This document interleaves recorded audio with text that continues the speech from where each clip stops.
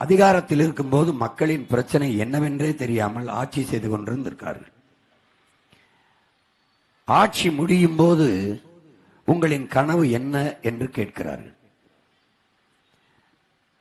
அப்ப இவ்வளவு நாள் மக்களின் தேவை என்ன, மக்களின் கனவு என்ன, இதுவெல்லாம் தெரியாமலே ஆட்சி செய்து கொண்டு வந்திருக்கிறார்கள். இத்தனை ஆளுகள் ஆட்சி செய்தவர்கள் அடிப்படை தேவைகளை கூட நிறைவேற்ற முடியாத அளவிற்கு மக்களை வைத்திருந்திருக்கிறார்கள். திருப்பி வருகிற போது 1000 கொடுத்ததை 2000 உயர்த்துகிறார்கள், 5000 உயர்த்துகிறார்கள், 10,000 உயர்த்துகிறார்கள். மிக்சி கிரைண்டர் எல்லாம் கொடுத்தாகிவிட்டது, இப்ப பிரிட்ஜுக்கு வந்திருக்கிறார்கள். இப்படி ஒவ்வொரு தேர்தலிலும் ஒவ்வொன்றை அறிவித்துக் கொண்டே இருக்கிறார்கள் என்றால் இந்த 5 ஆண்டு காலத்தில் வளர்ச்சி என்கிற சொல் எங்கே போயிருந்தது?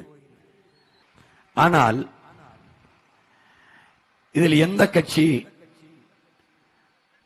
ஒரே கட்சிகளோடு கூட்டணி இருந்திருக்கு? ஒரு நாள் பாரதிய ஜனதா திமுகவோட இருந்திருக்கு, ஒரு காலத்தில் காங்கிரஸ் அதிமுகவோட இருந்திருக்கு, இப்போது பாரதிய ஜனதா அதிமுகவோட இருக்கிறது.